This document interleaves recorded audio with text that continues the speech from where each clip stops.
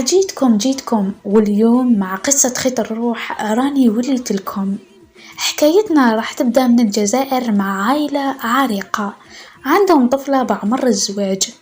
قصدها رجل الحلال، المشكلة تاعو انه ما عندوش المال. العائلة شرات الراجل قبل كنوز الدنيا، ونهار العرس جاب الراجل للزوجة تاعو عقد من الذهب. المشكل كان صغير الحجم، حتى نطقت أم العروسة وقالت بوه هذا جاب لها خيط الروح، والدليل على أنه ما قدروش يدوروا حتى على رقبة بنتهم.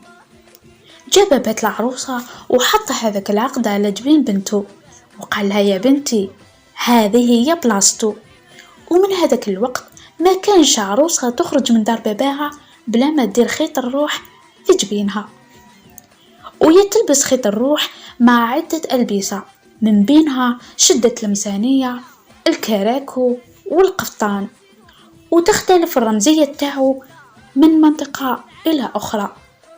من بينها نقولوا الحليلو، الشبكة ذنوايا، والزروف.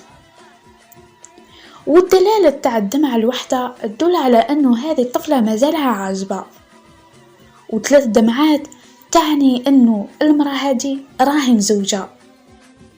وكما يقولوا الحدايد للشدايد، خيط الروح اللي مصنوع من الذهب والفضة عنده مكانته عند كل عائلة. مشاهدينا بهذا نكون قد وصلنا لختام عدنا نهار اليوم. إذا كانت عجبتكم هذه الفقرة خلونا تعليقاتكم. نتلاقاو في عدد مقبل مع حولي جديد. في الأمان.